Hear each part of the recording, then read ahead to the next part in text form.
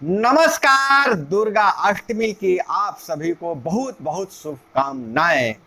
आप देख रहे हैं अपना खास कार्यक्रम बिहार समाचार। बिहार समाचार में खबरें बिहार की, बातें बिहार की, देश दुनिया की तमाम खबरें जो आपको जानना जरूरी है। बिहार समाचार में हम खबर लेते हैं सत्ता के गलियारों से, पंचायत के गलियों से और गांव के चौपालों से, जो आपके जीवन को कहीं न कहीं प्रभावित करता है। तो बिहार समाचार में हम पहली खबर मां दुर्गा की लेते हैं तो देश भर में महाअष्टमी की धूम है। देश भर के देवी मंदिरों में, दुर्गा मंदिर में, दुर्गा पंडालों में, खास करके ग्रामीण इलाकों में विशेष पूजा अर्चना की व्यवस्था की गई है। ग्रामीण इलाकों में जहां श्रद्धालु पूजा की धूम भक्ति भावना से ओतप्रोत है, वहीं शहरों में पंडालों के चकाचौंध देखने को मिल रहा है। तो बिहार समाचार में हम पहली खबर इसमें हम बताना चाहते हैं। पहले भी आपको बता चुके थे कि मंडी कानून पर अड़ने वाले,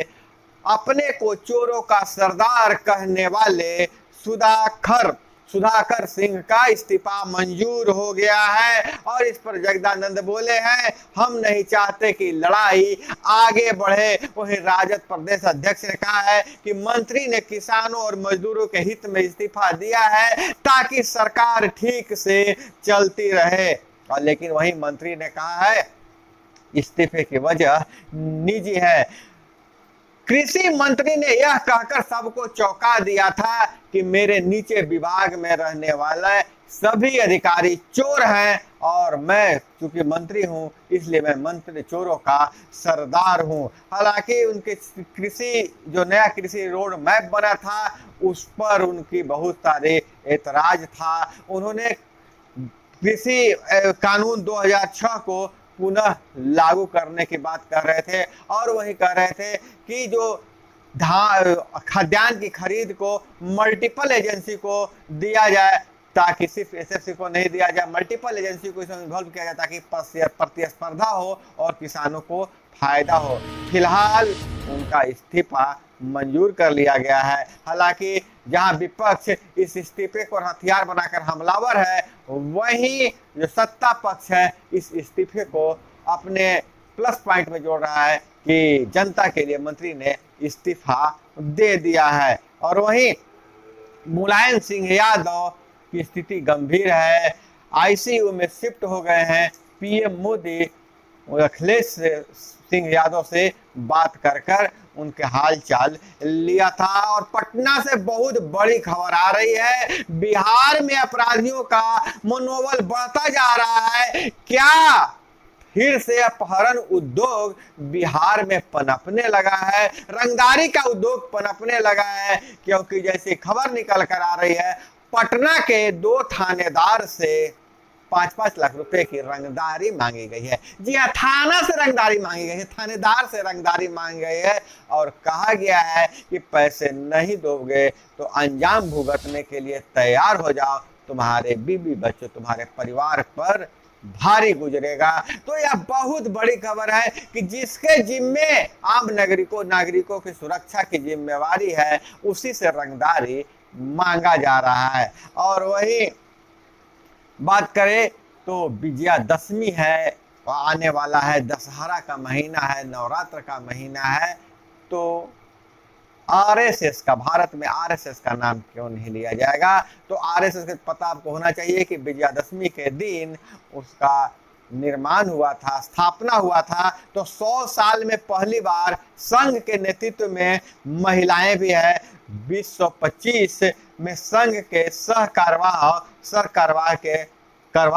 महिलाएं होंगे। लक्ष्मीबाई केलकर और संतोष यादव का नाम सबसे ऊपर है। तो यह बहुत बड़ा बदलाव होने वाला है। संघ में 1936 में अहम भूमिका निभा रही हैं महिलाएं। और वहीं खड़गे बोले, कहा था कि सबकी सहमति वाला उम्मीदवार बेहतर होगा। और वहीं बात करें अन्य खबरों पर तो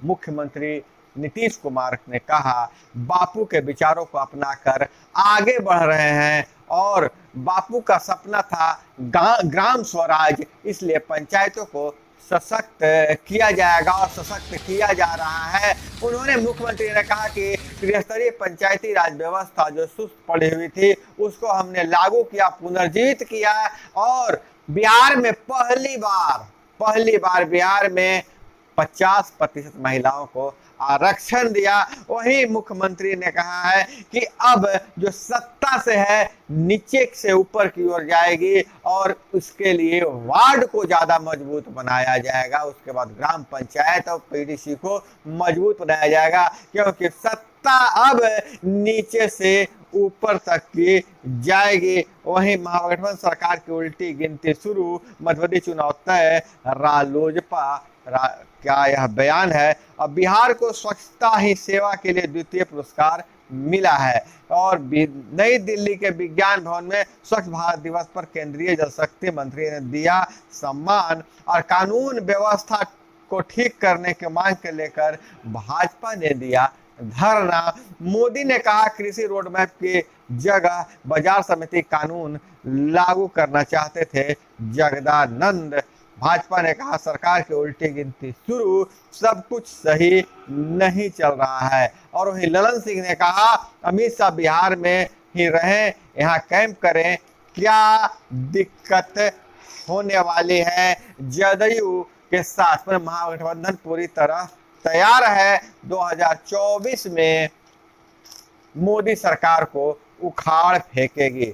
और एक बहुत बड़ी खबर आ रही है, निकाय चुनाव से हाई कोर्ट में सुनवाई हो रही है। निकाय चुनाव पर हो सकता है फैसले का असर।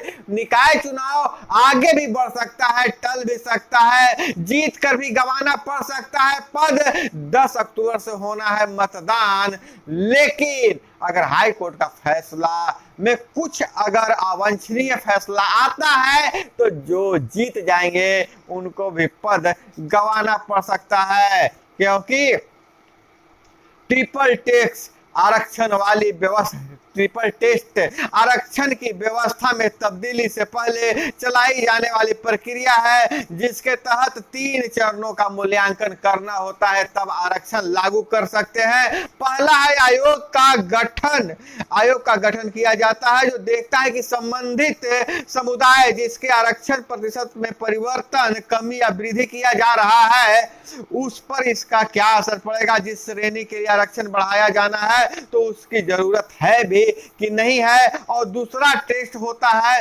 आयोग की सिफारिश से लागू करते वक्त स्थानीय निकायों के लिए विभिन्न श्रेणियों के बीच आरक्षण की प्रतिशत सही से विभाजित करने की प्रक्रिया चलाई जाती है ताकि भेदभाव नहीं हो। और तीसरा टेस्ट होता है आरक्षण प्रतिशत में परिवर्तन इस तरह से किया जाए कि सभी श्रेणियों के कुल आरक्षण की अधिकतम सीमा 50% से अधिक नहीं हो। और इस पर क्या ये तीनों टेस्ट किए गए हैं कि नहीं किए गए हैं, अदालत में मामला चल रहा है। मतदान भी है 10 अक्टूबर से, लेकिन अगर हाई कोर्ट का कुछ फैसला अलग तरीके से आता है तो जीत कर भी कुर्सी गंवानी पड़ सकती है। और वहीं बेतिया से खबर निकल कर आ रही है, नौरंगिया दोन के जंगल में पहुंचा नेपाली हाथियों का झुंड। और इधर अगर हम बात करें तो पाकिस्तान से खबर निकल कर आ रही है, लीक ऑडियो लीक का मामला हुआ था। लीक कांड में खुफिया एजेंसी का हाथ संभव, इससे इमरान को लाभ। पीएम ने जांच कमेटी बनाई, विपक्ष ने मांगा इस्तीफा। तो दोस्तों यह थी वो तमाम खबरें जो आपको जानना जरूरी था इस नवरात्र के मौसम समय में, जब बहुत सारी व्यस्तता है, फिर भी हम आपके लिए चुन चुन कर खबरें ला रहे हैं। तो लाजमी है आप चैनल पर नए हैं तो चैनल को सब्सक्राइब कर लीजिएगा, वीडियो पसंद आए तो एक लाइक जरूर कीजिएगा। मिलते हैं अगली वीडियो में। जय हिंद, वंदे मातरम।